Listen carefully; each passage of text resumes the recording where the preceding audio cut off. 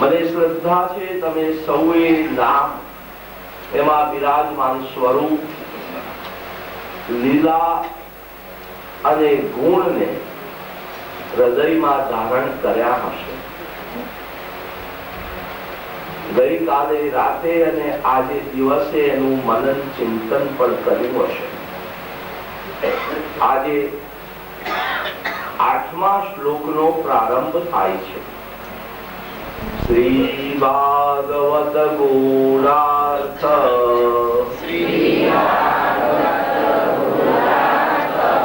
પ્રકાશન પરાયણ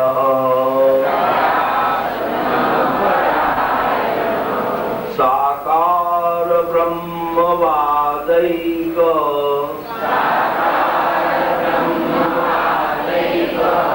સ્થાપકો વેદ પારગ.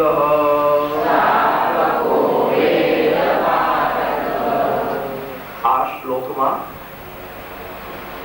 બીજા 3 નામો પ્રગટ થયા. ગઈકાલે આપણે જોઈ ગયા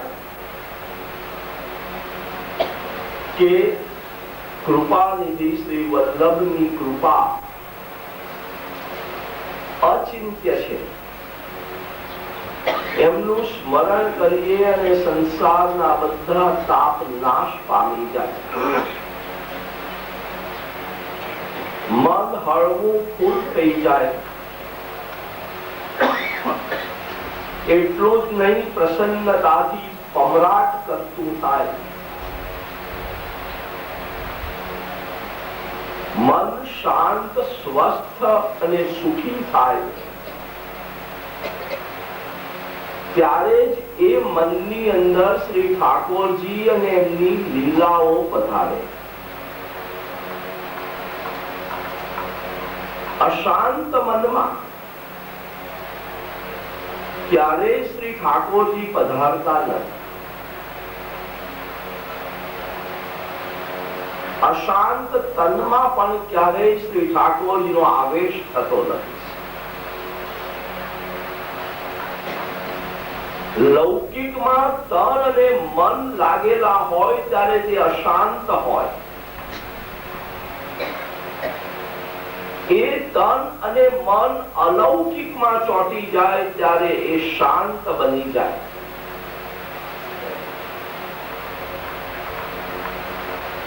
ત્યારે મનમાં એક ઉત્સવ પ્રગટ થાય. સવ એટલે આનંદ ને ઉત એટલે ઉદ્ભવવો, ફુવારાની જેમ ઉડવો. હૃદયમાંથી આનંદનો ફુવારો ઉડે અને એમાં આપણે જ ભીંજાઈએ. એનું નામ ઉત્સવ. એવો ઉત્સવ વૈષ્ણવના હૃદયમાં ક્યારે થાય?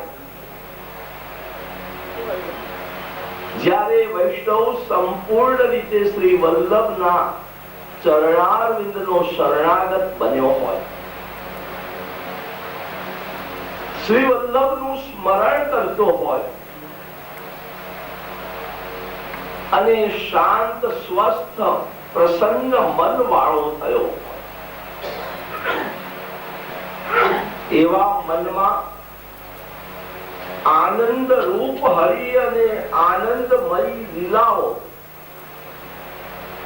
કોણ પ્રગટાવે? કોની કૃપાથી એમનો આવિર્ભાવ થાય? શ્રી વિશ્રાયણજી મહારાજ કહે છે કે એ સામર્થ્ય કેવળ શ્રી મહાપ્રભુજીમાં છે. શ્રી મહાપ્રભુજીએ પોતાના નિજજનોના હૃદયમાં શ્રી ઠાકોરજીને લીલા પરિકર સહિત કેવી રીતે સ્થાપ્યા? શ્રી ભાગવત ગૂઢાર્થ પ્રકાશન પરાયણ. બોલો, શ્રી ભાગવત ગૂઢાર્થ પ્રકાશન પરાયણ.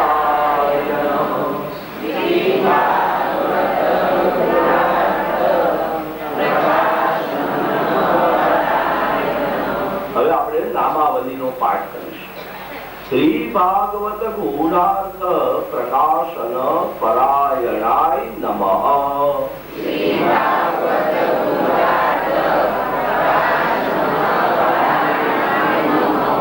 શ્રી ભાગવત ગૂઢાર્થ પ્રકાશન પરાયણાય નમઃ.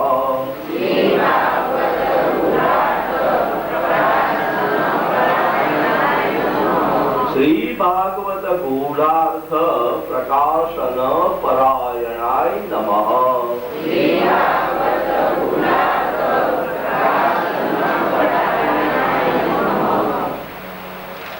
જેઓ શ્રી ભાગવતના ગૂઢ અર્થને પોતાના નિજજનોની સન્મુખ પ્રગટ કરવા માટે, એનો પ્રકાશ કરવા માટે પરાયણ એટલે તત્પર છે, એવા શ્રી મહાપ્રભુજીને હું નમન કરું છું. આ 7મું નામ છે. શ્રી મહાપ્રભુજી પૃથ્વી ઉપર પ્રગટ થયા, એના મુખ્ય 3 હેતુઓ. આગલા શ્લોકમાં પહેલો હેતુ બતાવ્યો દૈવોદ્ધાર પ્રયત્નાત્મા, દૈવી જીવોનો ઉદ્ધાર કરવા પ્રગટ થયા. બીજો હેતુ બતાવ્યો એ દૈવી જીવોના હૃદયમાં શ્રી ઠાકોરજીને અને એમની લીલાઓનું સ્થાપન કરવા પ્રગટ થયા. અને એ માટે સાધન કયું? શ્રી ભાગવતના ગૂઢ અર્થો પ્રગટ કરી દૈવી જીવોને સમજાવવું. શ્રી મહાપ્રભુજીની પૂર્વે જે આચાર્યો થઈ ગયા એ પૈકી કોઈએ શ્રી ભાગવતજીને પ્રમાણ ગ્રંથનું સ્થાન આપ્યું નહોતું. વેદ, ગીતા અને બ્રહ્મસૂત્રને જ પ્રમાણ ગણવામાં આવતા. એ 3 પ્રમાણ ગ્રંથોની સાથે સમાન આસન ઉપર શ્રી મહાપ્રભુજીએ શ્રીમદ ભાગવતજીને પધરાવી દીધા.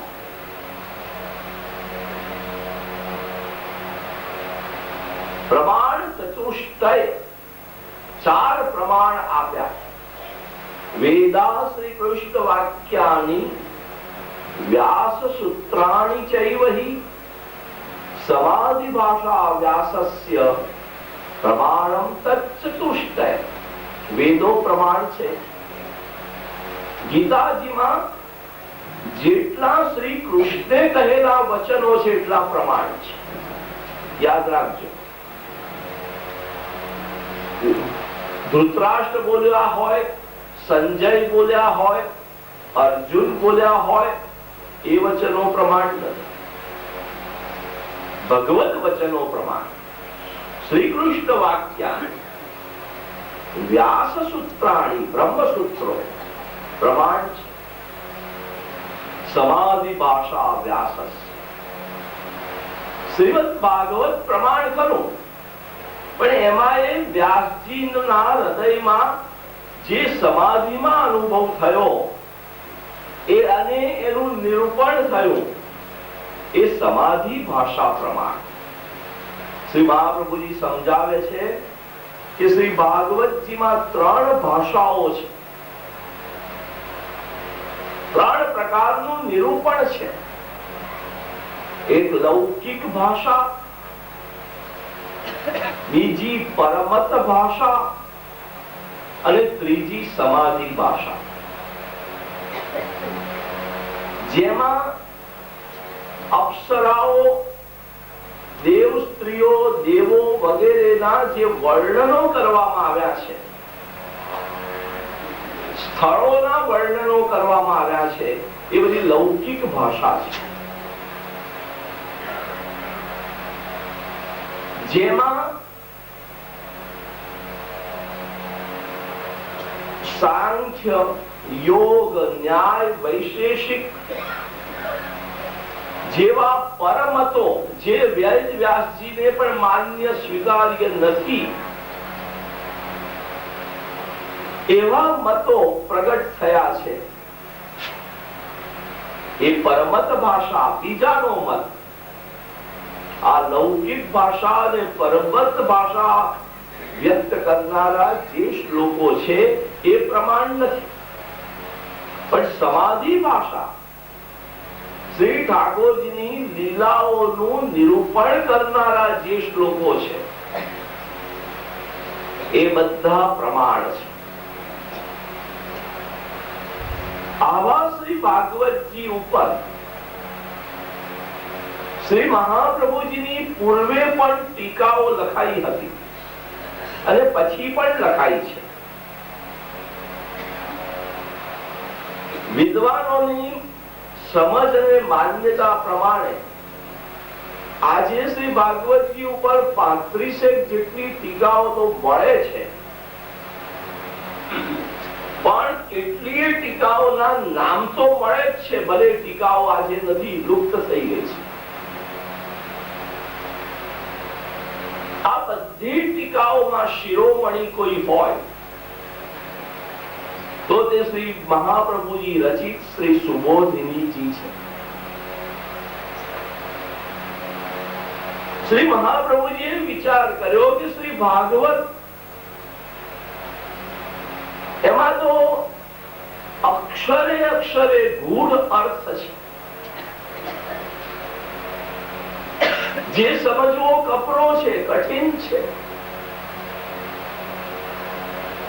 જેમ કે એક જ ઉદાહરણ લઈએ, પ્રભુએ ઇન્દ્રમાન ભંગ કર્યો એ પહેલા ગોવર્ધન યજ્ઞ કર્યો, અન્નકૂટ નો ભોગ શ્રી ગિરિરાજજીને ધરાવ્યો અને એ સમાચાર સ્વર્ગમાં ઇન્દ્રને મળ્યા. ત્યારે અભિમાની ઇન્દ્રે શ્રી કૃષ્ણને અપશબ્દો કહેતો એક શ્લોક કહ્યો, જેમાં 6 અપશબ્દો કયા છે. બાલિશ, વાનર, આવા બધા. આપણને તો પ્રશ્ન થાય કે શ્રી ભાગવતજી એ તો અલૌકિક સમાધિ ભાષા છે, કોઈ લૌકિક માણસની રચના નથી, તો ભગવાન માટે આવા શબ્દો એમાં કેમ મુકાણા? એ યોગ્ય કહેવાય? શ્રી મહાપ્રભુજી તો કહે છે કે શ્રી ભાગવતજીમાં જે છે તે બધું યોગ્ય છે. હા, આપણે એનો ગૂઢ અર્થ નથી સમજતા માટે આવી શંકા થાય છે. તો એમણે કહ્યું કે ઇન્દ્રે ભગવાનને ગાળો દીધી જ નથી, ભગવાનને બાલિશ કહ્યા, તો બાલાનામી સહ, બાળકોમાં શ્રેષ્ઠ. ક્યાં ગાળ છે? ભગવાનને હરિ ગયા, તો હરિ એટલે વાનરે થાય ને હરિ એટલે દુઃખ હરનારા થાય. ક્યાં ગાળ છે? એટલે જેને આપણે પહેલી નજરે અપશબ્દો લાગે એ બધા શ્રી ઠાકોરજીની પ્રશંસા કરનારા શબ્દો છે, એવો અર્થ શ્રી મહાપ્રભુજીએ બતાવ્યો. આ ગૂઢાર્થ પ્રકાશન પરાયણ. એક બીજો દાખલો જોઈએ. ભગવાન શ્રી કૃષ્ણ મથુરામાં પ્રગટ થયા અને વસુદેવજી એમને ગોકુળ લઈ ગયા એ જગત જાણે છે. પણ ભગવાન કૃષ્ણ મથુરામાં પ્રગટ થયા એની સાથે એ જ સમયે ગોકુળમાં પણ પ્રગટ થયા એ કોઈ જાણતું નથી. એ માનવા માટે ઘણા વિદ્વાનો તૈયાર નથી. ત્યારે શ્રી મહાપ્રભુજીએ શ્રી ભાગવતજી માંથી જેના પ્રમાણ આપીને સિદ્ધ કર્યું કે ધર્મ સ્વરૂપે મથુરામાં પ્રગટ થયા અને ધર્મી સ્વરૂપે ગોકુલમાં પ્રગટ થયા. ધર્મ સ્વરૂપ ગોકુલ પધાર્યું ત્યારે ધર્મ સ્વરૂપ અને ધર્મી સ્વરૂપ એક થઈ ગયા.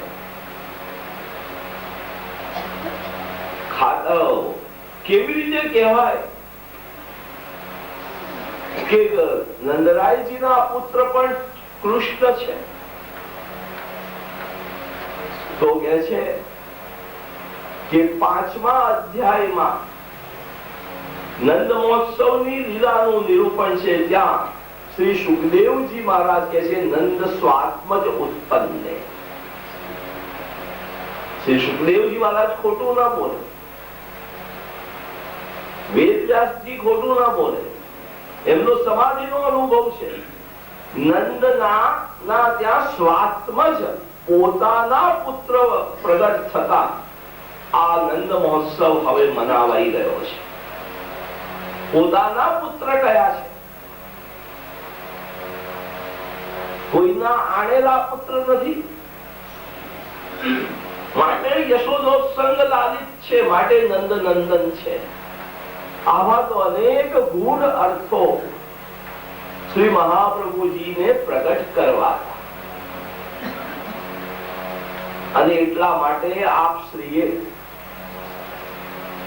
શ્રી ભાગવતજીના ગૂઢ અર્થો પ્રગટ કરવા માટે વિચાર કર્યો. શ્રી ભાગવતજીના અર્થ 7 પ્રકારે શ્રી મહાપ્રભુજીએ સમજાવ્યા. પહેલો તો આખા શાસ્ત્રનો અર્થ શું? એ શાસ્ત્રમાં જે 12 સ્કંદ છે એના એક સ્કંદનો અર્થ શું? એ સ્કંદમાં જે પેટા પ્રકરણો છે એ દરેક પ્રકરણનો અર્થ શું?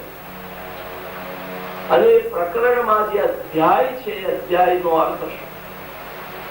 તો શાસ્ત્ર, સ્કંદ, પ્રકરણ અને અધ્યાય આ 4ના અર્થ શ્રી મહાપ્રભુજીએ શ્રી ભાગવતાર્થ પ્રકરણ નામના ગ્રંથમાં સમજાવ્યા. હવે દરેક અધ્યાયમાં શ્લોક છે, તો એ શ્લોકનો અર્થ શું? શ્લોકમાં શબ્દ છે, તો એ શબ્દનો અર્થ શું? અને શબ્દમાં અક્ષર છે, તો એ અક્ષરનો અર્થ શું?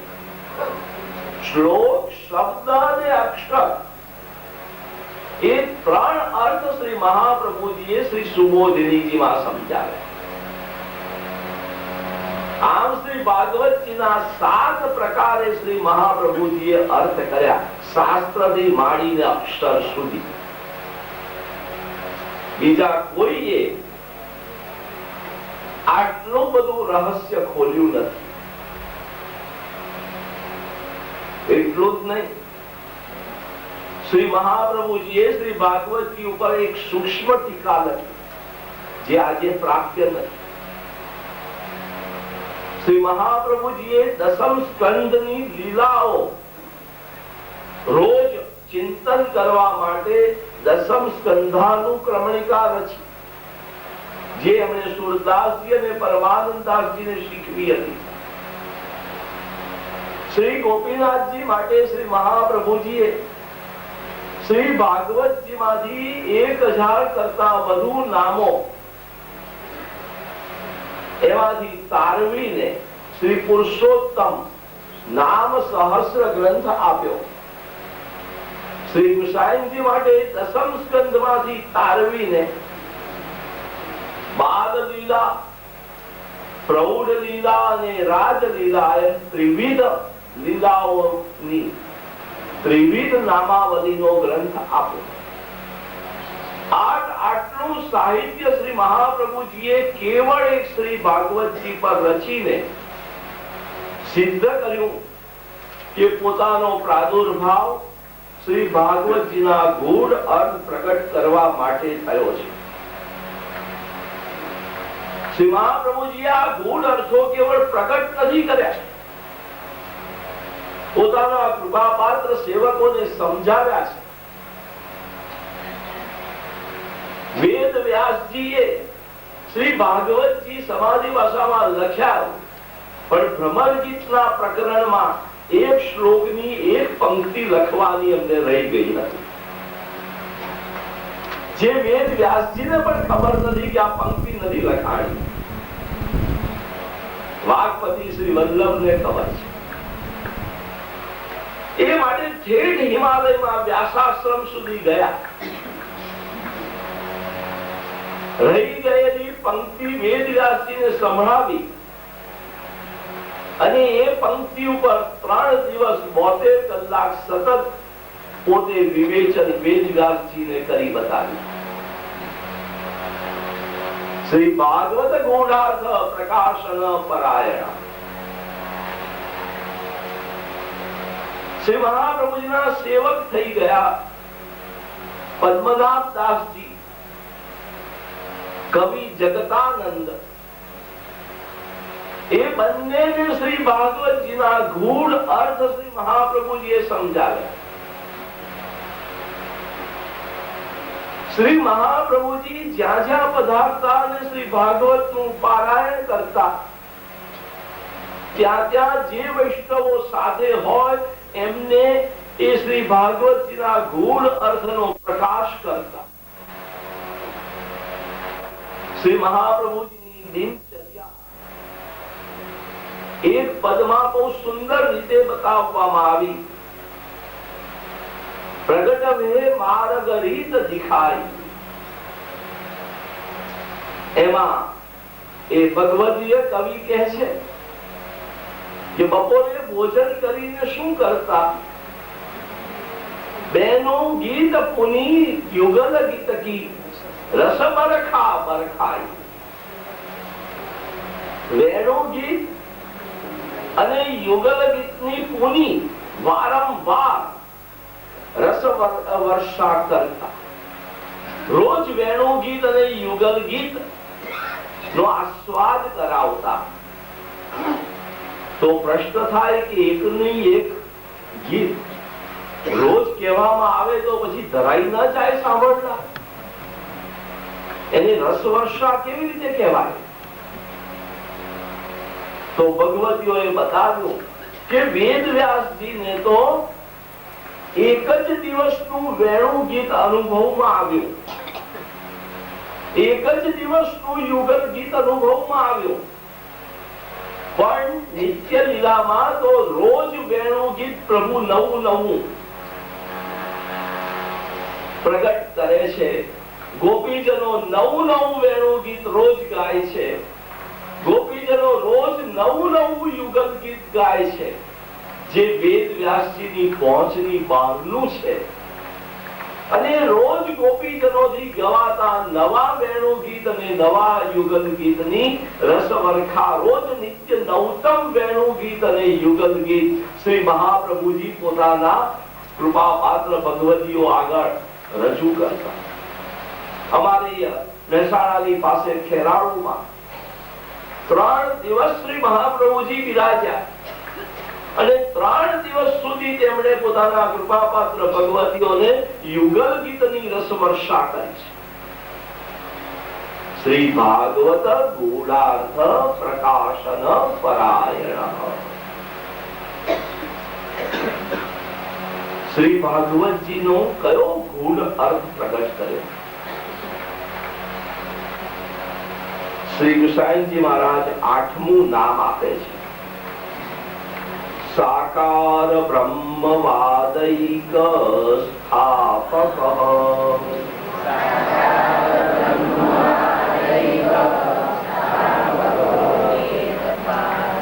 હજી વેદ બારગ તો 9મું નામ થશે.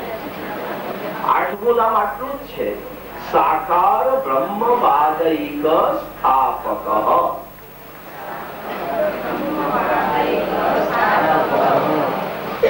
સાકાર બ્રહ્મવાદૈક સ્થાપકાય નમઃ.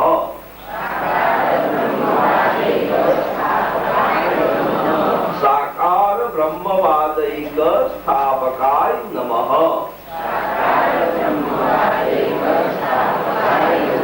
સાકાર બ્રહ્મવાદૈક સ્થાપકાય નમઃ.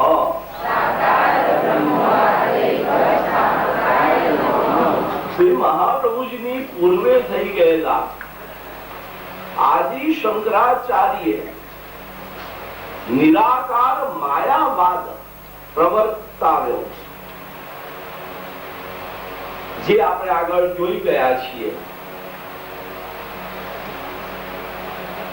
એ મત ખોટો હોવાથી વેદ, ગીતા, બ્રહ્મસૂત્ર અને શ્રી ભાગવત નો સમન્વય કરીને શ્રી મહાપ્રભુજીએ સાકાર બ્રહ્મવાદનું સ્થાપન કર્યું. સાકાર બ્રહ્મવાદનું સ્થાપન કરનાર શ્રી મહાપ્રભુજીને હું નમન કરું છું. શ્રી ભાગવતજી દ્વારા શ્રી મહાપ્રભુજીએ પ્રમાણથી પ્રતિપાદિત કર્યું કે કૃષ્ણ સ્વયં ભગવાન છે.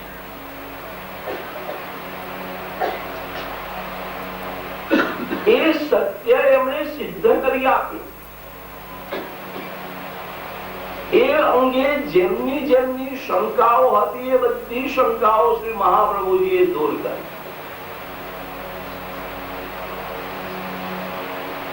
અને એ આનંદ સ્વરૂપ કૃષ્ણ એ જ ભક્તોના ઈષ્ટ છે, ભક્તોના પ્રેય અને શ્રેય છે, ભક્તોનું સર્વસ્વ છે. એમની લીલાઓ દ્વારા જ ભક્તોનો નિરોધ સિદ્ધ થાય છે. એ શ્રી મહાપ્રભુજીએ દસમ સ્કંદથી સમજાવ્યું.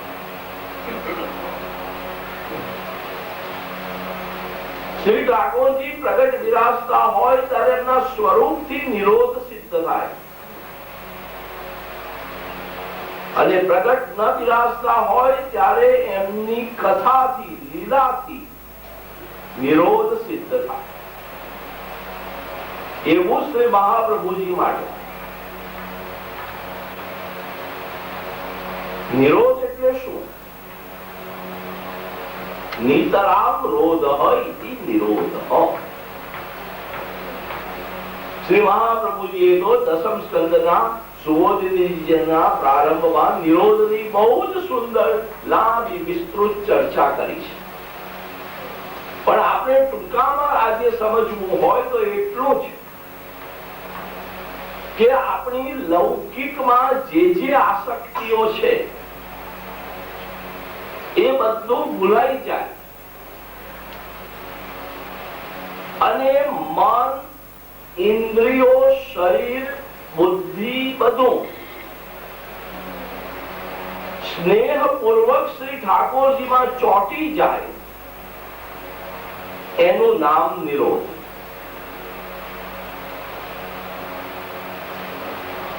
અહંતા, મમતા ન છૂટે ત્યાં સુધી શ્રી ઠાકોરજી ન મળે. અને અહંતા, મમતા છોડવાના બે માર્ગ,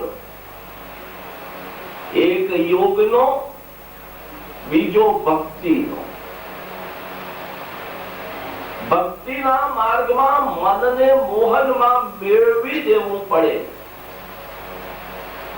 યોગના માર્ગમાં મનને મારી નાખવું પડે.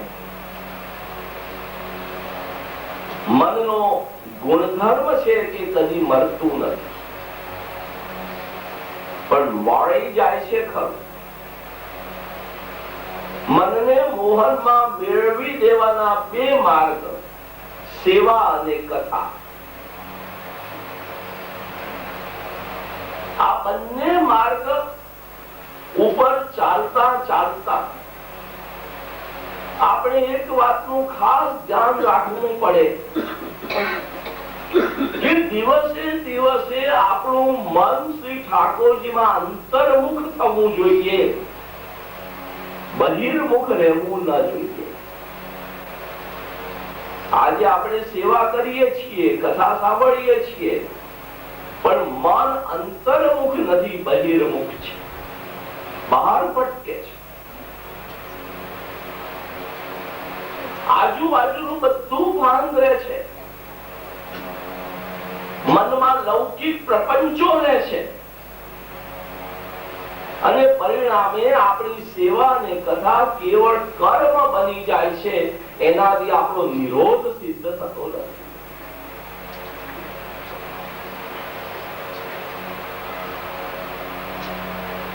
સેવાને સમજીને કરો. કેટલાક વૈષ્ણવો ને શ્રી મહાપ્રભુજીનો વિચાર આવ્યો કે નહીં ખબર નથી,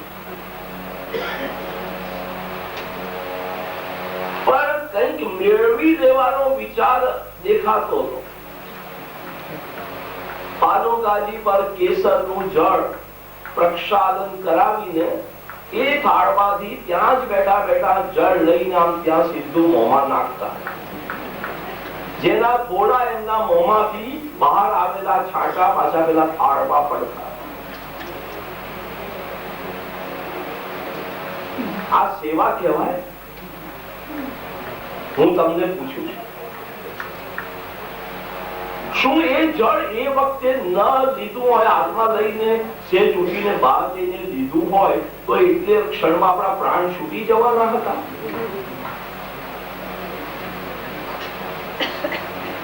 આપણે શ્રી મહાપ્રભુજી જે સદાચારના આગ્રહી છે, એમના સાનિધ્યમાં એમને અનાચાર કરીએ છીએ, દુરાચાર કરીએ છીએ. હું હજી કહું છું, યાદ રાખજો, શ્રી મહાપ્રભુજી કહે છે કે સેવા એ ઠાકોરજીના, મહાપ્રભુજીના સુખ માટે છે, આપણા સુખ માટે નથી. સ્નાનનું જળ જ લેવું છે તો બહાર બેસી રહીશું ને તો એ કોઈક આપી જશે.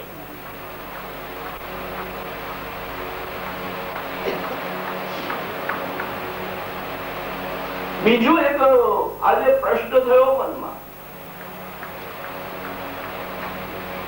હજી આ ઋતુ એવી નથી કે ઠંડા પાણીએ નહાવામાં આનંદ આવે, ઠીક આવે એવી ઋતુ છે. સવારમાં શ્રી મહાપ્રભુજીને કેસર સ્નાન કરાવીએ ત્યારે સુકોમળ પ્રભુને ઝડપથી સ્નાન કરાવવું જોઈએ કે નિરાંતે એમના પાદુકાજી ઉપર હાથ ઘસ્યા જ કરવો જોઈએ? વિચાર કરજો. ઘણા વૈષ્ણવો ભેગા થાય ત્યારે શું કરવું જોઈએ? શ્રી મહાપ્રભુજીએ ભીંજાયેલા શ્રીઅંગથી બિરાજીને ક્યાં સુધી બિરાજી રાખવાના? આજે તો કેટલાક વૈષ્ણવો આમ ફરી ફરીને 2-3 વાર આવીને કેસર સ્નાન કરાવી છે, હું જોયા કરતો. આપણે શું કરવા માંગીએ છીએ? શ્રી મહાપ્રભુજીનું સુખ કરવા માંગીએ છીએ કે શ્રી મહાપ્રભુજીને પરિશ્રમ આપવા માંગીએ છીએ? શ્રી મહાપ્રભુજીમાં આપણો નિરોધ ક્યાંથી સિદ્ધ થશે? પ્રસાદ ખાવાથી નિરોધ સિદ્ધ ન થાય. સામગ્રી ધરવાથી નિરોધ સિદ્ધ થાય.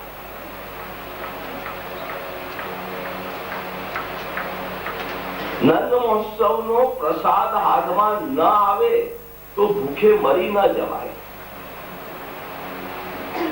કે જેથી કરીને શ્રી મહાપ્રભુજીની ત્યાં બનાવેલી નિકુંજમાં લટકતા ફળો પણ કૂદકા મારી મારીને તોડીને લઈએ ત્યારે આપણને એમ થાય કે હા, મજા આવી ગઈ, નંદ મહોત્સવ ખરો થયો. નિરોધ થયો એનાથી કોઈ? મન શ્રી મહાપ્રભુજીમાં એક ફળ તોડવાથી અને બહાર લઈ જઈને ખાવાથી લાગી ગયું ખરું? અરે ભાઈ, શ્રી મહાપ્રભુજીના ઘરનું ફળ છે. કયા અધિકારથી આપણે લઈ જઈએ છીએ, તોડીએ છીએ?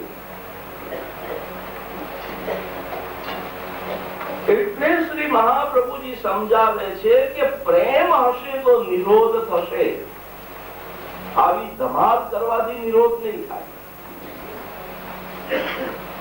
અહીં હશે એવા વૈષ્ણવો, મને ખાતરી છે, હું જાણું છું કે જે અંદર કદાચ અપરસમાં નાયા પણ નહીં હોય આટલા દિવસમાં, પણ ક્યાંક બેઠા બેઠા શ્રી મહાપ્રભુજી નો સ્તોત્ર રટ્યા કરતા હશે અને એમને શ્રી મહાપ્રભુજી નો નિરોધ થતો હશે.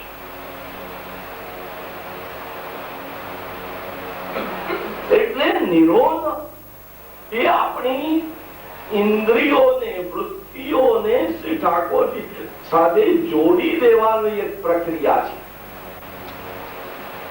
બહાર કૂદકા મારવાની પ્રક્રિયા નથી, દાદન ધમાલ કરવાની પ્રક્રિયા નથી. ગઈકાલે પણ આપણે સમજાતા કે ચરણ સ્પર્શ કરીએ આપણું સુખ છે, એમાં શ્રી મહાપ્રભુજી નું સુખ નથી. એટલે આપ સૌને હું કૃપા કરીને આપ એટલી કૃપા કરજો શ્રી મહાપ્રભુજી ઉપર કે એમને શ્રમ ન થાય. આપણે એવી રીતે વર્તવું જોઈએ, કોમળતાથી વર્તવું જોઈએ કે શ્રી મહાપ્રભુજીને પસંદ થાય. હજી દિવસો છે આપણી પાસે. નિજ મંદિરમાં ધાંધલ થાય, ધમાલ થાય, અવાજ થાય, વાતો થાય. શ્રી મહાપ્રભુજી તો રહ પ્રિય છે, એકાંતમાં બિરાજનારા છે, એમને એકાંત પ્રિય છે. એમને આપણી ભક્તિ પ્રિય છે, આપણી લૌકિકતા પ્રિય નથી. અહીં આવ્યા છીએ શ્રી વલ્લભ ને રીઝવવા, ખીજવવા માટે. આપ સૌ, હું માનું છું કે આ ધ્યાનથી આ વાત સાંભળશો. મને ખબર છે કે મનમાં એવું થશે કે તો રમેશભાઈને તો ટેવ પડી છે આમે બોલવાની, બોલ્યા કરે, અને આપણે તો કરતા હોઈએ એ કર્યા કરે. ભલે તમે જાણો અને શ્રી વલ્લભ જાણે, પણ શ્રી વલ્લભે મને જે પ્રેરણા કરી, મને જે આજ્ઞા કરી એ તમને કહી. હું હવે દોષમાંથી મુક્ત. તો શ્રી મહાપ્રભુજીએ આ સાકાર બ્રહ્મવાદનું સ્થાપન કર્યું. વિજયનગરમાં વિદ્વાનોની સભામાં એમણે આ સાકાર બ્રહ્મવાદ સિદ્ધ કર્યો. એમનો જયઘોષ થયો. એમને ત્યાંના વિદ્વાનોએ આચાર્યની પદવી આપી. ત્યારે શ્રી મહાપ્રભુજીની વય કેવળ 13 વર્ષની હતી. 1548માં એમને ત્યાં ઉપસ્થિત ભારતના સર્વ સંપ્રદાયના વિદ્વાનોએ આચાર્ય પદવી આપીને વિજય પત્ર આપ્યું. વિષ્ણુ સ્વામી સંપ્રદાયના બિલ્વ મંગળ નામના 800 વર્ષનું આયુષ્ય ધરાવનારા યોગથી ટકી રહેલા આચાર્ય શ્રી મહાપ્રભુજીને વિષ્ણુ સ્વામી સંપ્રદાયના આચાર્યનું તિલક કર્યું. આમ શ્રી મહાપ્રભુજી વિષ્ણુ સ્વામી વૈષ્ણવ સંપ્રદાયના આચાર્ય પદે પણ બિરાજ્યા. આ લીલા આપણે યાદ રાખવાની છે જ્યારે આપણે સાકાર બ્રહ્મવાદિક સ્થાપક એ નામનું રટણ કરીએ ત્યારે. 9મું નામ કે છે વેદ પારગઃ. બોલો, વેદ પારગઃ. વેદ પારગાય નમઃ. વેદ પારગાય નમઃ.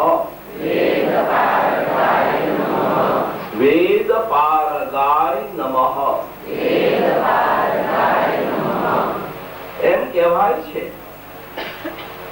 કે બીજા બધા શાસ્ત્રોનો અર્થ સમજાય, પણ શ્રી ભાગવતજીનો અર્થ ન સમજાય.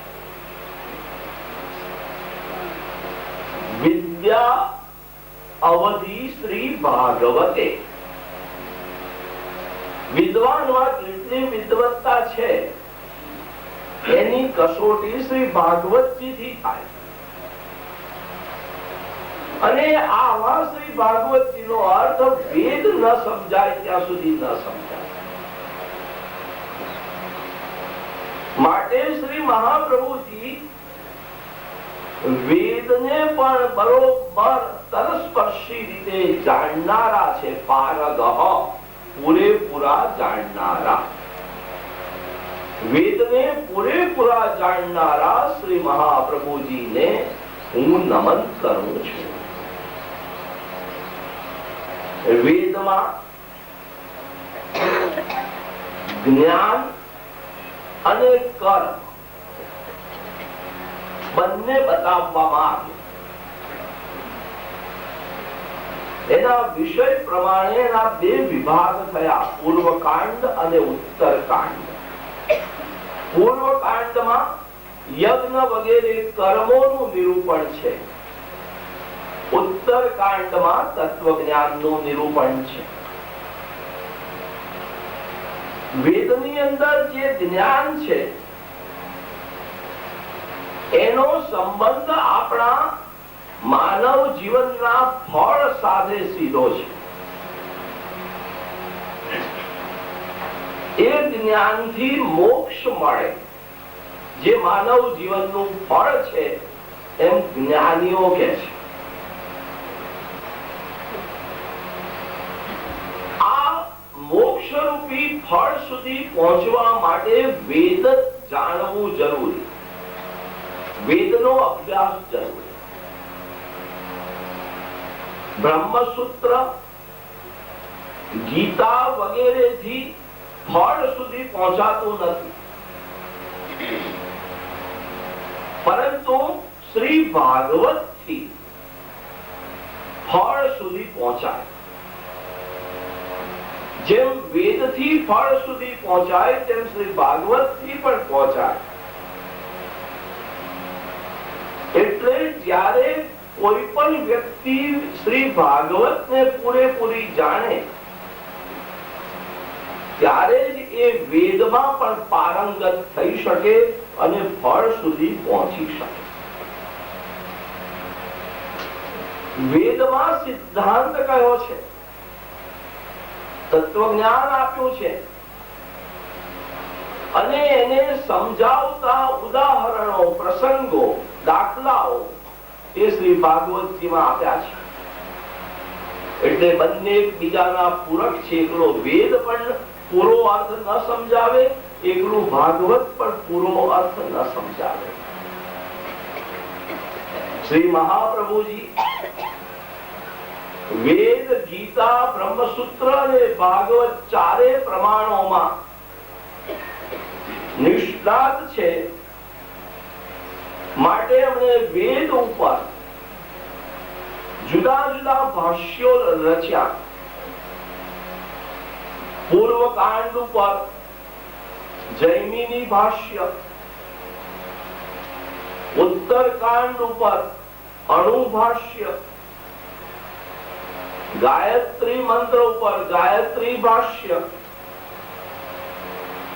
ગીતાજીનો શાસ્ત્રાર્થ પ્રકરણમાં અર્થ બતાવ્યો.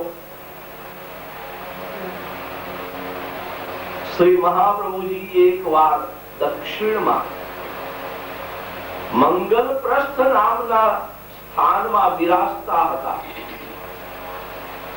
ત્યાં એક માયાવાદી પંડિત આવ્યા. ઘેંડી દીક્ષિત એવું એમનું નામ. એમને શ્રી મહાપ્રભુજીની કસોટી કરવાનો વિચાર થયો. એમણે કહ્યું, મહારાજ, ભાગવત જાણો એટલે કઈ વેદ આવડી ગયા? તમને કેટલા વેદ આવડે છે બતાવો. આજે ચેલેન્જ આપી.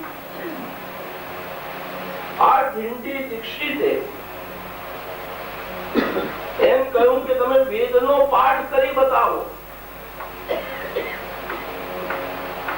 વેદનો પાઠ પારાયણ તો શ્રી મહાપ્રભુજીએ ગુજરાતમાં જંબુસર પાસે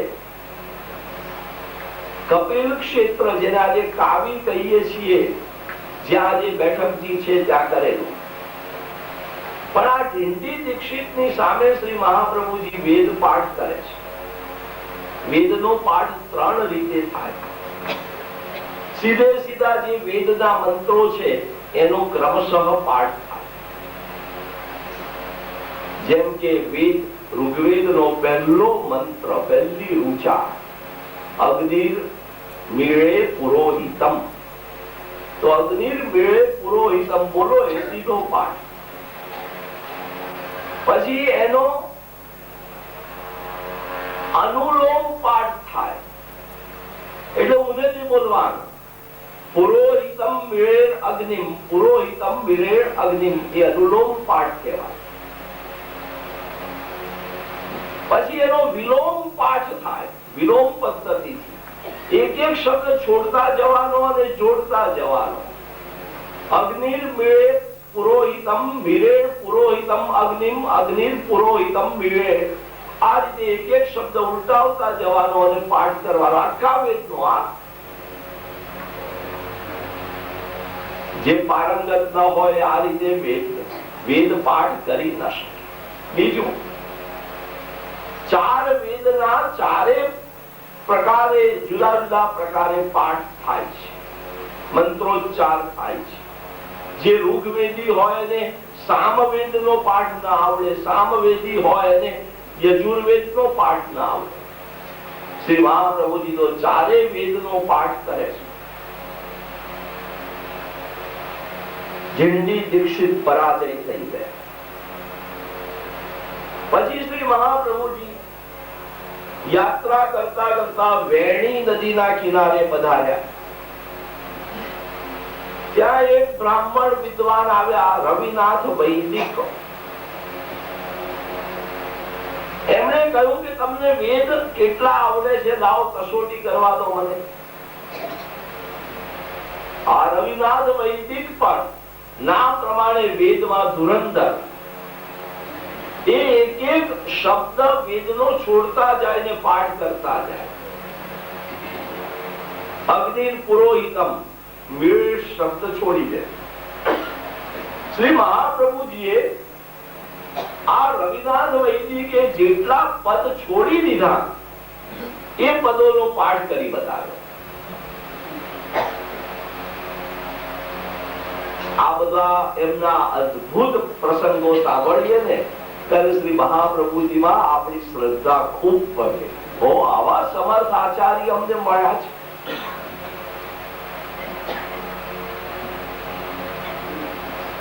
ત્રીજો પ્રસંગ બન્યો.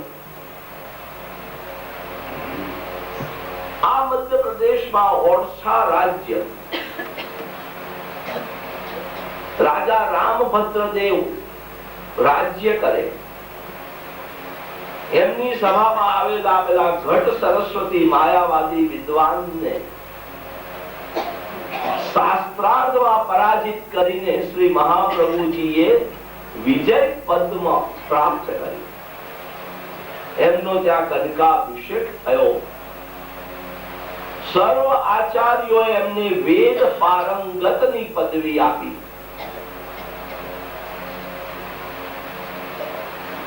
આ નામમાં શ્રી મહાપ્રભુજીનો જ્ઞાન ધર્મ પ્રગટ થાય છે. માટે કહ્યું વેદ પારગ. હવે 9મો શ્લોક. માયાવાદ નિરાકર્તા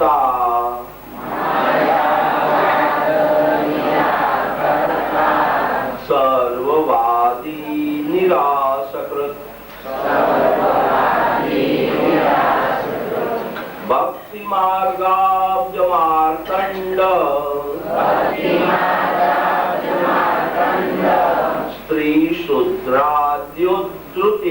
આ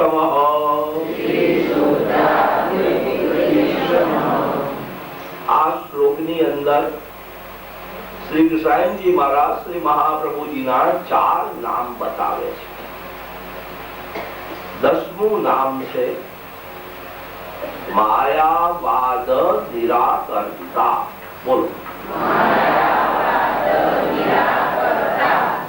માયાવાદ નિરાકર્ત્રે નમઃ. માયાવાદ નિરાકર્ત્રે નમઃ. માયાવાદ નિરાકર્ત્રે નમઃ. જેમણે માયાવાદનું નિરાકરણ કરી દીધું, એ ખોટો મત છે સિદ્ધ કરી આપ્યું, એવા શ્રી મહાપ્રભુજીને હું નમન કરું છું. શ્રી મહાપ્રભુજીએ 52 વર્ષના પોતાના દિવ્ય જીવન દરમિયાન 2 મુખ્ય કાર્ય કર્યા. સૌથી મોટી જ્ઞાન ક્રાંતિ કરી. આજ સુધી ભારતમાં આદિ શંકરાચાર્યએ જે તત્વજ્ઞાન આપ્યું એની સામે કોઈએ ચેલેન્જ કરી નહોતી. સૌ એનો સ્વીકાર કર્યો હતો. શ્રી મહાપ્રભુજી એને ચેલેન્જ કરી. અમને માન્ય નથી, કારણ કે વેદ, બ્રહ્મસૂત્ર, ગીતા, ભાગવત ને માન્ય નથી. શંકરાચાર્યજીએ કહ્યું બ્રહ્મ સત્ય, જગત મિથ્યા. શ્રી મહાપ્રભુજી કે ખોટી વાત છે. બ્રહ્મ સત્ય, જગત સત્ય. શંકરાચાર્યજી એમ કહેતા હતા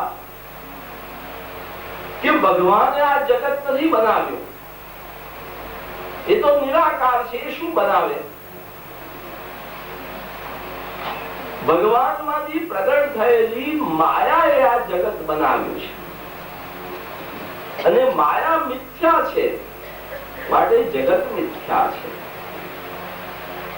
શંકરાચાર્યજીએ જગતને ઐન્દ્રજાલિક કહ્યું.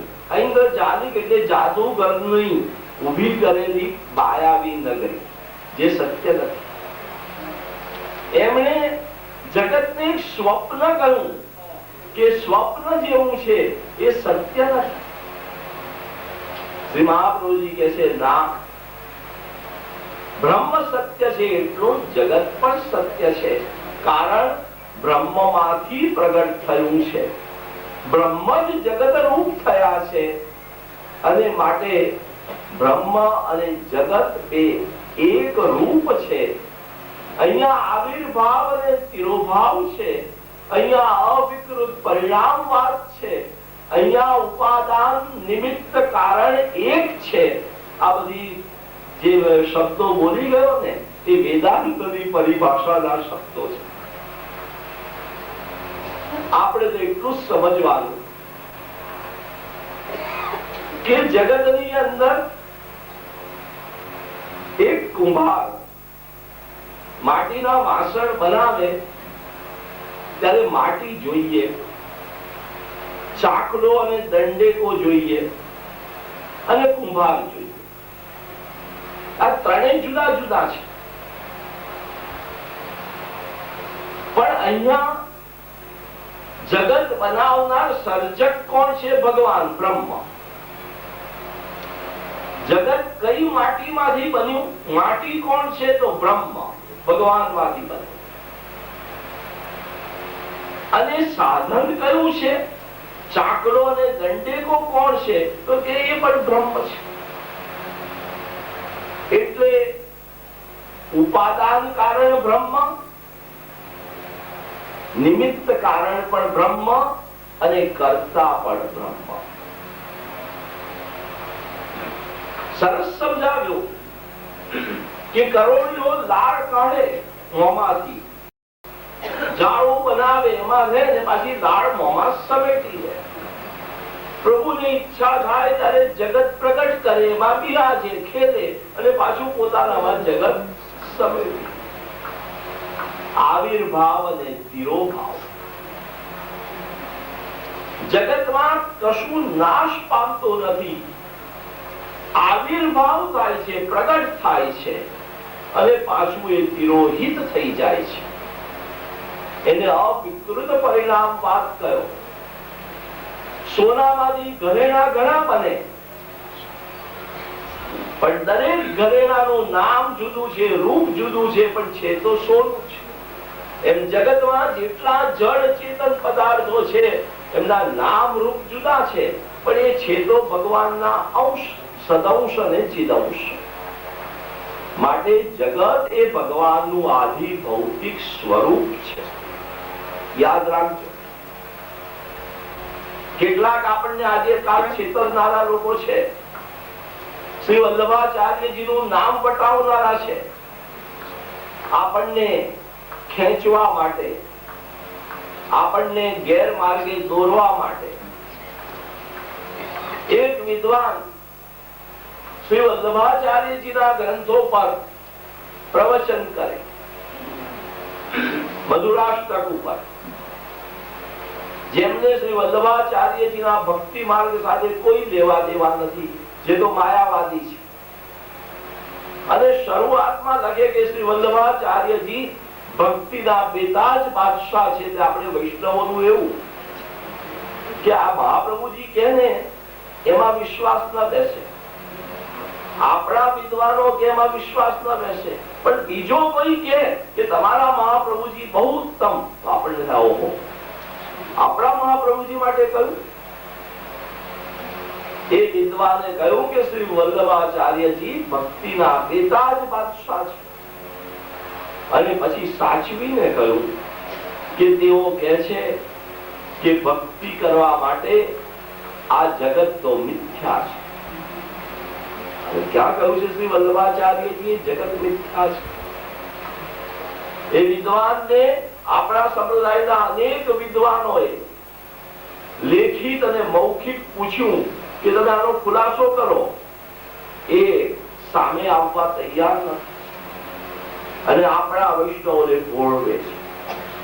આપણા વૈષ્ણવ ભોળવાય છે, કૃષ્ણના નામે ભોળવાય છે, ગીતાના નામે ભોળવાય છે, મધુરાષ્ટકના નામે ભોળવાય છે, ભક્તિના નામે ભોળવાય છે. માટે અહીંયા કહ્યું કે શ્રી મહાપ્રભુજીએ આવો જે માયાવાદ પ્રવર્તતો હતો, બહુ રૂઢ થઈ ગયો હતો, એ સિવાય કઈ હોઈ શકે એવું માનવા કોઈ તૈયાર નહોતું. એ માયાવાદનું ખંડન કર્યું, ટુકડે ટુકડા કરી નાખ્યા. વિજયનગરની ધર્મ સભામાં 28 દિવસ સુધી એ સમયના ભારતના બીજા બધા સંપ્રદાયના વિદ્વાનોને એક પછી એક શ્રી મહાપ્રભુજી હરાવતા ગયા છે. મલ્લ કુસ્તી યાદ આવી જાય વાંચીએ ત્યારે તો કે એક મલ્લ ગયો, બીજો ગયો, ત્રીજો ગયો, પછી છેલ્લે શ્રી કમલાજી પૂછે છે હવે કોઈ બાકી ચર્ચા કરવા આપવું છે કોઈને? બધા નીચું મોં કરીને બિરાજી ગયા. કોઈ વિદ્વાન તૈયાર નથી થયા. માયાવાદ નિરાકરતા. કાશીમાં શ્રી મહાપ્રભુજી બિરાજે. 3 પરિક્રમા પૂરી કર્યા પછી પણ આ પંડિતો સુખ થવા દેતા નથી. રોજ સવાર પડે ને ઘરનું દ્વાર ખખડાવે, ચાલો મહારાજ શાસ્ત્રાર્થ કરો. મારો એ વિચાર કર્યો હું સેવા કરું કે હવે શાસ્ત્રાર્થ કરું આ લોકો સાથે. એમણે પત્રાવલંબન નામનો આખો ગ્રંથ લખી કાઢ્યો અને કૃષ્ણદાસ મેઘરને આજ્ઞા કરી કે જાઓ કાશી વિશ્વનાથ મહાદેવના મંદિરના દ્વારે આગળ ગાડી દો અને ત્યાં ઉભા રહીને કહો કે જેને શાસ્ત્રાર્થ કરવો હોય પેલા ગ્રંથ વાંચી લો, આ પત્ર વાંચી લો, પછી કોઈ પ્રશ્ન રહેતો હોય તો આવજો. શ્રી મહાપ્રભુજીનું ચરિત્ર કહે છે કે પછી એક વિદ્વાન આવ્યો ને માયાવાદ નિરાકરતા કૃષ્ણા નદીના કિનારે બિરાજતા હતા. ત્યાં એમની જ જ્ઞાતિના તૈલંગ વિદ્વાનો આવ્યા, કારણ કે કૃષ્ણા નદીનો કિનારો તો એમનું વતન, જ્યાં કાકરવાડ આવ્યું.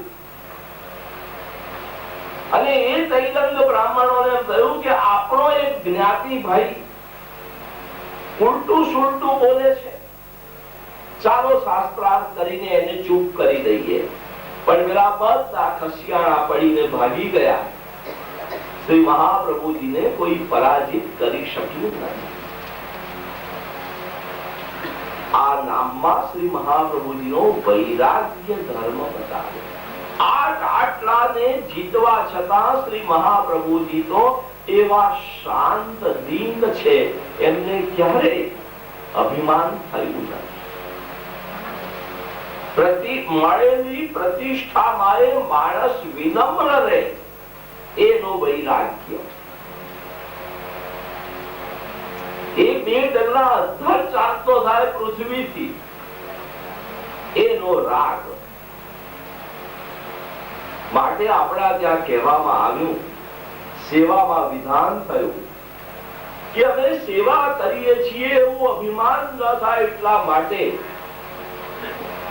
સેવામાં જુદા જુદા અવસરે શ્રી ઠાકોરજીને દંડવત કરવા પડે છે. આખા દિવસની સેવામાં 8 વખત દંડવતનો પ્રકાર આવે. તો દંડવત થી ચિંતા આવે. અભિમાન થતું હોય તો નાશ પામે. શ્રી મહાપ્રભુજીમાં આ ચિંતા ઝળકે છે, એમનો વૈરાગ્ય ધર્મ છે. 11મું નામ સર્વવાદી નિરાશકૃત. સર્વવાદી નિરાશકર્ત્રે નમઃ.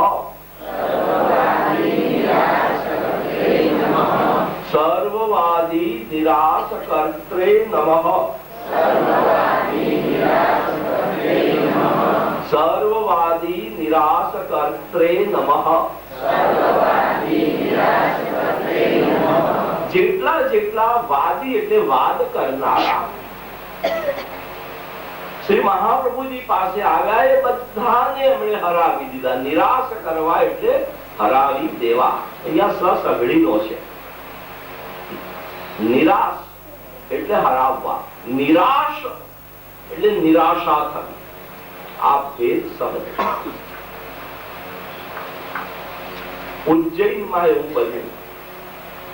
શ્રી મહાપ્રભુજી પધાર્યા. ક્ષિપ્રા નદીનો કિનારો. શ્રી મહાપ્રભુજીએ સેવકોને આજ્ઞા કરી, આ તો ભગવાન કૃષ્ણની પાઠશાળાની ભૂમિ છે. અહીં ભગવાને વિદ્યાભ્યાસ કર્યો છે. સાંદીપની મુનિનો અહીં આશ્રમ, ત્યાં ભગવાન બિરાજેલા. એટલે આપણે પણ સાંદીપની આશ્રમમાં મુકામ કરીશું. સાંદીપની આશ્રમના ભાગમાં શ્રી મહાપ્રભુજી મુકામ કરી બિરાજે છે. ત્યાં કૃષ્ણ કુંડ છે. આપ હંમેશા વૃક્ષ નીચે બિરાજે. કુંડની આજુબાજુમાં વૃક્ષ નથી. શ્રી મહાપ્રભુજીએ વિચાર કર્યો કે બિરાજવું તો અહીં જ છે. એટલે આપ સ્નાન કરીને જેવા બિરાજ્યા એવા ક્યાંકથી ઉડતું ઉડતું પીપળાનું એક પાંદડું આવ્યું, લીલુંછમ. શ્રી મહાપ્રભુજીએ પોતાની આગળથી જમીનમાં સહેજ આમ ખાડા જેવું કરીને એમાં પેલું પાંદડું મૂકી અને માટી દબાવી દીધી અને સંધ્યા વંદન કરવા બિરાજ્યા હતા. સંધ્યાનું થોડું જળ એમાં જોત જોતામાં એકાદ મિનિટમાં તો ઘેઘૂર પીપળો બની ગયો એક પાનમાં. બહુ આશ્ચર્યકારક ઘટના બની અને ચમત્કાર થાય ને એની વાત છાની ન રહે, જલ્દી પહોંચે. વાયુ વેગે વાત ઉજ્જૈનમાં ફેલાઈ ગઈ. લોકો આવીને ખાતરી કરી ગયા, જોઈ ગયા કે રાજ કોઈ ચમત્કારી મહાપુરુષ પધાર્યા છે. ઉજ્જૈનમાં મહાકાલેશ્વરનું વર્ચસ્વ, દ્વાદશ જ્યોતિર્લિંગમાંનું એક, અને એમના સેવકો ઘણા. એ માયાવાદી પંડિતોએ વિચાર કર્યો કે ભાઈ આવા ચમત્કારી મહાપુરુષ આવ્યા છે.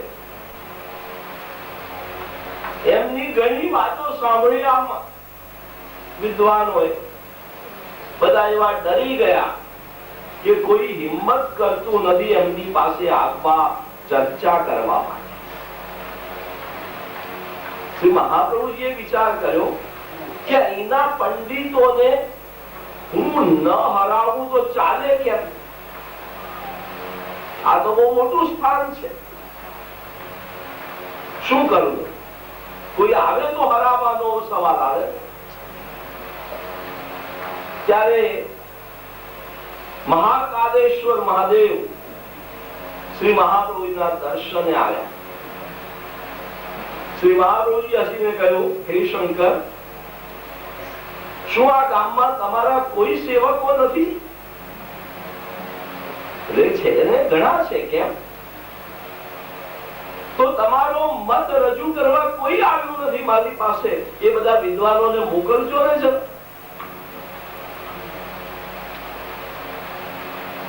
શ્રી વલ્લભની આજ્ઞા થઈ એટલે મહાકાલેશ્વરે પોતાના પ્રિય સેવકોને આજ્ઞા કરી, જાઓ. 100 જેટલા વિદ્વાનો આવ્યા. બધા નક્કી કરીને આવ્યા કે આમ તો નહીં હરાવી શકીએ. કોઈ મહામલ્લ હોય તો એને બીજો એક મલ્લ ન હરાવી શકે તો શું કરે? બધા ભેગા થઈને લડવા આવે. તો આ વિદ્વાનો નક્કી કરીને આવ્યા કે આપણે બધા એક સાથે જુદો જુદો પ્રશ્ન પૂછ્યો અને એમને કહેવું કે અમને આ અમારા બધા એ પ્રશ્નનો જવાબ એક સાથે એક નોંધી આપો, વારાફરતી નહીં. 100 વિદ્વાનોએ એક સાથે એક જ ટાઈમે 100 પ્રશ્ન કર્યા, નીકળ્યા મોંમાં.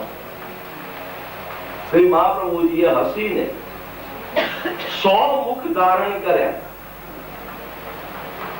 અને 100 મુખથી 100 વિદ્વાનોના 100 પ્રશ્નોના જવાબ આપ્યા. પેલા વિદ્વાનો તો નાક ઘસતા ત્યાંથી ભાગ્યા કે મહારાજ તમે તો ભગવાન છો, ભગવાન સાથે ઓછી ચર્ચા થાય. ચર્ચા તો કોઈ વિદ્વાન સાથે. સર્વવાદી નિરાશકૃત આવા આપણા શ્રી મહાપ્રભુજી છે. એમની પાસે બૌદ્ધો આવ્યા તો બૌદ્ધોને હરાવ્યા, જૈનો આવ્યા તો જૈનોને હરાવ્યા, શાંકર મતના આવ્યા તો શાંકર મતનાને હરાવ્યા, કોઈને શાક્તો આવ્યા, ગાણપત્યો આવ્યા, સૂર્યના ઉપાસકો આવ્યા.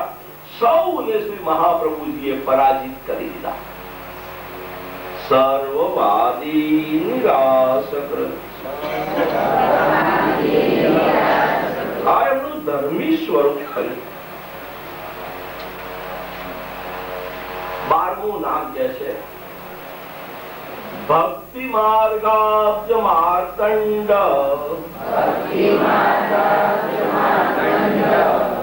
ભક્તિ માર્ગાબ્જ માર્તંડાય નમઃ. ભક્તિ માર્ગાબ્જ માર્તંડાય નમઃ. ભક્તિ માર્ગાબ્જ માર્તંડાય નમઃ. 3 શબ્દોનો બનેલો આ શબ્દ છે. ભક્તિ માર્ગ, અબ્જ માર્તંડ. ભક્તિ માર્ગ તમે જાણો છો, ભક્તિ કરવાનો માર્ગ.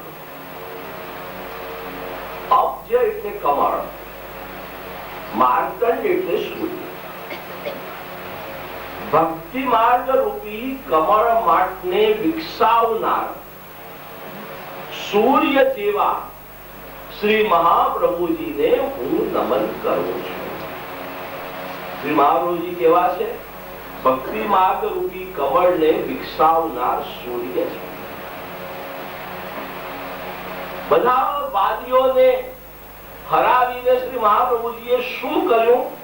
તો ભક્તિ માર્ગ રૂપી કમળ વિકસાવ્યું. પેલા આપણે કમળ કેવું હોય એનો વિચાર કરીએ. અહીં તો કમળ બહુ થતા લાગે છે. શ્રી મહાપ્રભુજીને બહુ જ કમળ અંગીકાર થાય છે. આજુબાજુના તળાવોમાં જરૂર થતા હશે. સર્વ ફૂલોનો રાજા કમળ કહેવાય. માટે લક્ષ્મીજીએ કમળને પોતાનું અધિષ્ઠાન બનાવ્યું. લક્ષ્મીજીનું વાહન કમળ. માટે પદ્મ ધર્યો જનતાપ નિવારણ. પ્રભુએ પદ્મ કમળ ધારણ કર્યું પોતાના જીવોનો સંતાપ દૂર કરવા માટે. કમળમાં 3 ગુણ. એ બહુ કોમળ હોય. 2-4 વાર હાથમાં ફેરવો ને તો પીલાઈ જાય. એ તાપહારી હોય. ઉષ્ણકાળમાં કમળની ફૂલમંડીઓ સિદ્ધ થાય, કમળની માળા ધરે, કમળની છડી ધરે. કારણ કે ગરમીમાં એ ઠંડક આપનારું છે. ત્રીજું મનોહર છે, સુંદર છે. લાલ કમળ લપટાણામાં જોવાને ગયા, કહે માધવ પરિક્રમા ભજની કરવાને ગયા. શ્રી યમુનાજીના જલમાં લાલ કમળના દર્શન માધવદાસજીને થયા. શ્રી ગુસાઈજી મહારાજને તો 3 વર્ણના કમળના દર્શન થયા છે શ્રી યમુનાજીના જલમાં. એમણે શ્રી યમુનાષ્ટપદીમાં એનું નિરૂપણ કર્યું. લાલ કમળ છે, ત્યાં ગુલાબી, શ્વેત કમળ છે અને નીલ વર્ણના કમળ છે. તો આ બધા કમળ શું છે? તો કે વ્રજભક્તોના સ્વરૂપ છે. કમળ રૂપે વ્રજભક્તોના દર્શન થાય છે. તામસ, રાજસ અને સાત્વિક 3 ભાવ વાળા આ ભક્તોના 3 વર્ણના કમળ છે. અને એ કમળ ઉપર ગુણ ભ્રમર બનીને ભમતા શ્રી ઠાકોરજીના દર્શન થતા. વ્રજ ભક્તો કમળ છે, શ્રી ઠાકોરજી ભ્રમર છે. આવા કમળ એને સૂર્ય જ ખીલવે. સૂર્યોદય સાથે કમળ ખીલે અને સૂર્યાસ્ત સાથે પીડાય. સૂર્ય સાથે સીધો સંબંધ. કરોડો માઇલ સૂર્ય દૂર છે કમળ, છતાં સૂર્યના દર્શને કમળ ખીલે.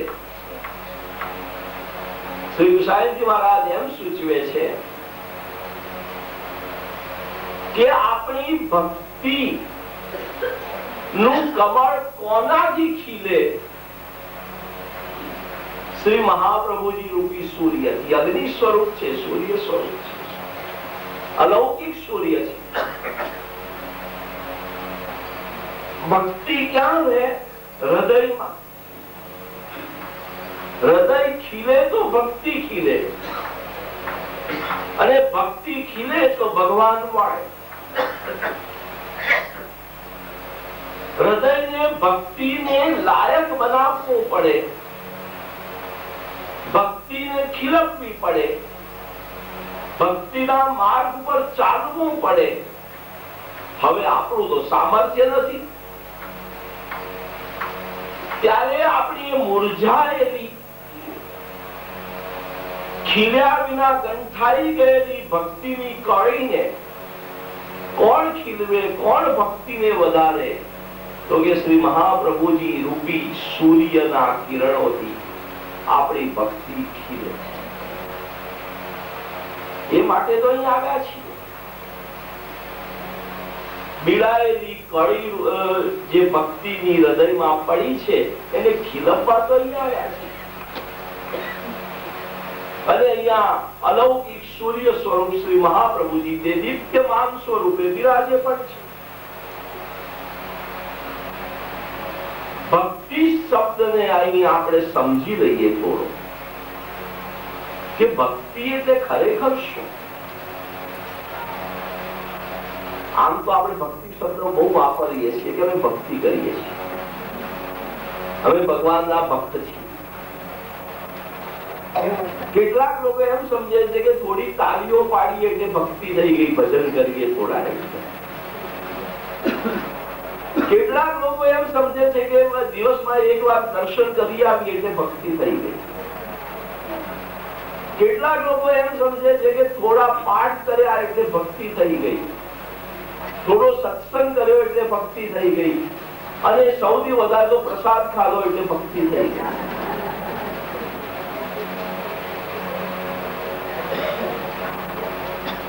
આપણો પુષ્ટિ માર્ગ ઝાંખો પડી રહ્યો છે ને એ ત્રણ કારણે.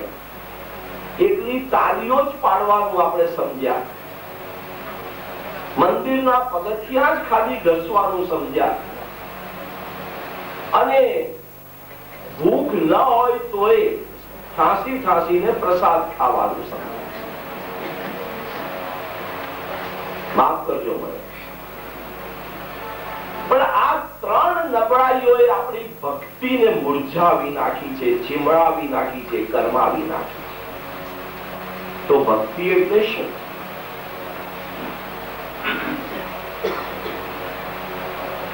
ભજ સેવાયામ તીન સ્નેહેન. શ્રી પુરુષોત્તમજીએ ભક્તિ શબ્દનો અર્થ બતાવ્યો. સ્નેહ પૂર્વક શ્રી ઠાકોરજીની સેવા કરવી એનું નામ ભક્તિ.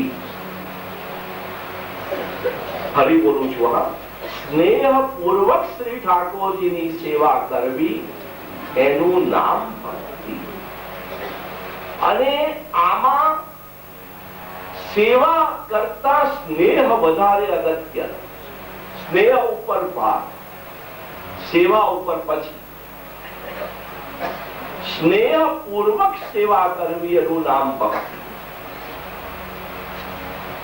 અને આ સ્નેહ ક્યાંથી થાય? તો નારદજીએ નારદ પાંચરાત્રમાં ભક્તિની વ્યાખ્યા આપી. મહાત્મ્ય જ્ઞાન પૂર્વસ્તુ સુદૃઢ સર્વતોધિક સ્નેહ ઇતિ ભક્તિ. શ્રી ઠાકોરજીનું મહાત્મ્ય જ્ઞાન થાય, એનાથી શ્રી ઠાકોરજીમાં સ્નેહ સુદૃઢ થાય અને સર્વથી અધિક થાય, ત્યારે જાણવું કે ભક્તિ સિદ્ધ થઈ છે. મહાત્મ્ય જ્ઞાન કથાઓ દ્વારા થાય, સત્સંગ દ્વારા થાય. સત્સંગથી મહાત્મ્ય જ્ઞાન મળે, મહાત્મ્ય જ્ઞાનથી સ્નેહ થાય, સ્નેહને લઈને સેવા થાય, સેવાથી સ્નેહ વધે અને સેવાથી સ્નેહ સુદૃઢ બને, ત્યારે ભક્તિ થઈ કહેવાય.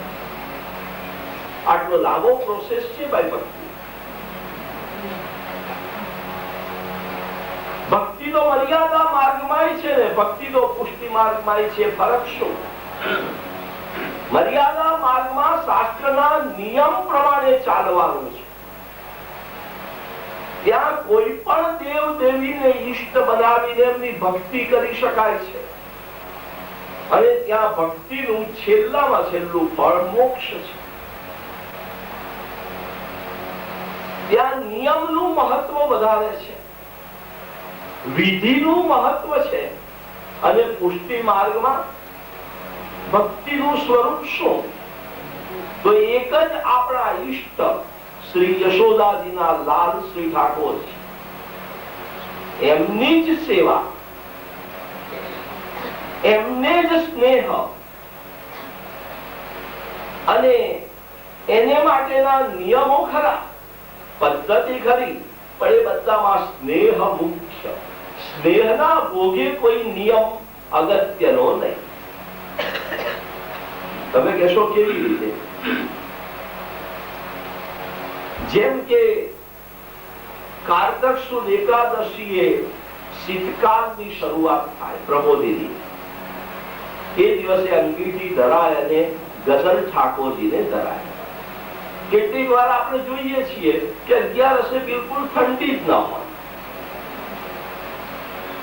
ઉલટી ગરમી લાગતી હોય, આપણા વસ્ત્રો ભીંજાતા હોય પરસેવાથી. તો શું કરવાનું? મોટાઓએ એવું બતાવ્યું સેવા પ્રકારમાં કે એ દિવસનો જે સેવા પ્રકાર છે તે અંગીઠી ધરવાની, અંગીઠી પર તપાવીને ગદલ પણ ઠાકોરજીને ધરવાનો, પણ ઠાકોરજીના સુખનો વિચાર કરીને જે એ દિવસની પરમ સેવામાં નથી એવો પંખો પણ સાથે કરવા. આ પુષ્ટિ પર ઠાકોરજીના સ્નેહનો વિચાર.